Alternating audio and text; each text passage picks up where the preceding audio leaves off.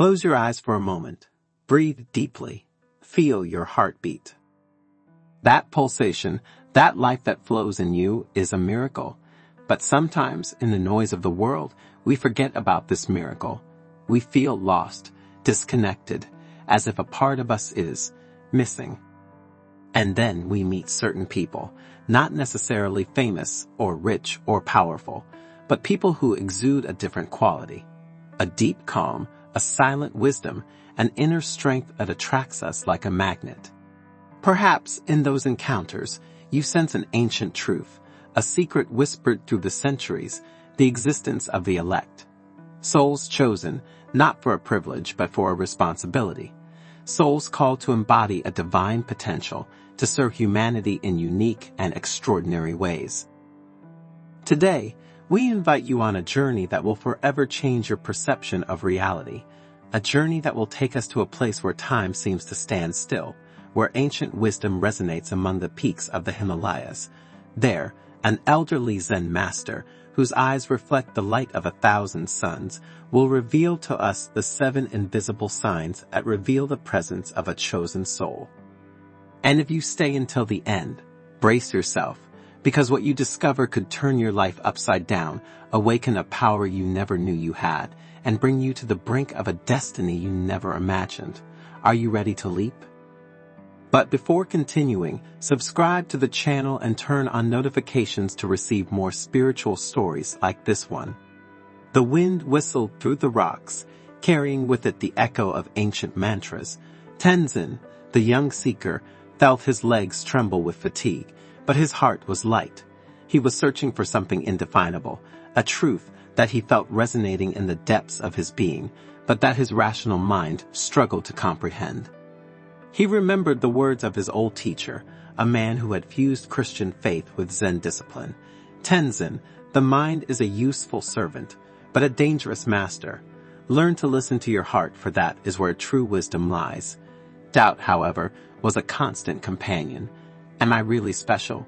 Or is it just an illusion, a need to feel different, to escape the banality of my life? But every time doubt assailed him, Tenzin clung to a memory, the encounter with a street child whose smile, despite his poverty, had brightened his day like a ray of sunshine. In that smile, he had seen something divine. The temple appeared suddenly, like a vision. It seemed suspended between heaven and earth, a bridge between the material and spiritual worlds. In the central courtyard, surrounded by a small group of disciples, sat the Zen master. His presence radiated a peace that immediately calmed Tenzin's restlessness. "Welcome, seekers of truth," said the master, his voice deep and melodious like the sound of a gong. "Today, I will tell you of a secret that few know, the secret of the chosen ones."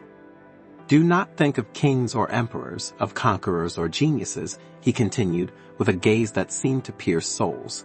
"The chosen ones are not those who dominate the world, but those who illuminate the world. They are those whom the universe has chosen as guardians of its flame, as bearers of its light. They are recognized not by external signs, but by internal qualities, qualities that are potentially present in each of you, but that only a few can fully awaken." Tenzin felt a shiver down his spine. It was as if the master were speaking directly to him, revealing his deepest desires, his most hidden fears.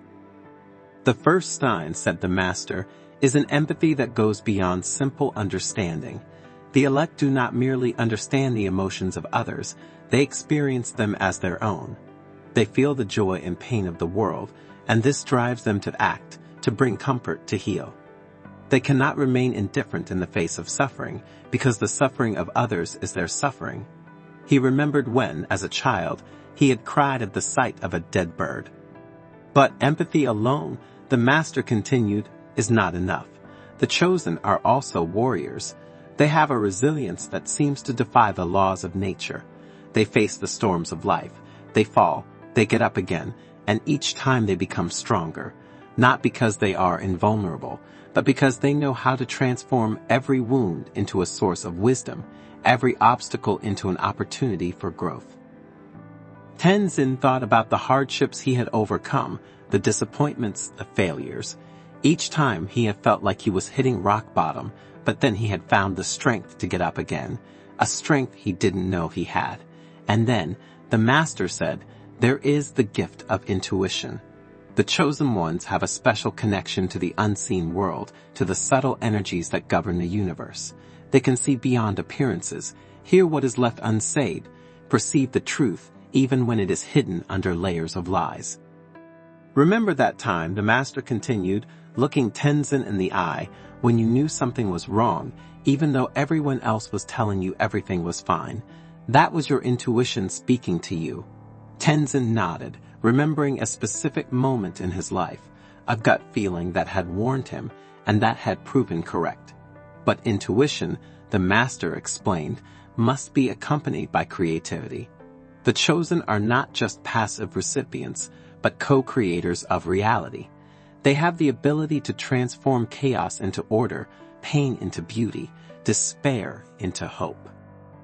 They bring new life to everything they touch, whether it's a work of art, a project, a relationship. She remembered in that moment the passion with which she had volunteered with the homeless and the elderly. The master stood up, and his figure seemed to grow in height and splendor.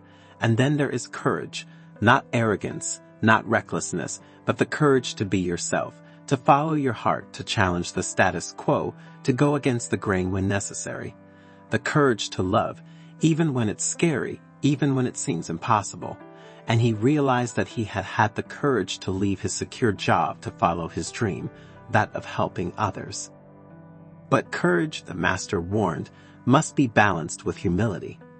The elect know that they are only instruments of a greater force. They do not seek glory, they do not boast of their talents, but put them at the service of others with gratitude and devotion. They know that true greatness lies in the capacity to serve. And finally, the master concluded, his voice a powerful whisper, there is the supreme sign, the one that encompasses all the others, unconditional love. A love that does not judge, does not possess, expects nothing in return. A love that heals, that unites, that transforms everything it touches. A love that is the very essence of the universe. This love, he said, looking intently at each person present, is the most powerful force there is. It is the key to opening the gates of heaven, to creating a world of peace, a harmony of beauty. A deep, energetic silence fell over the courtyard.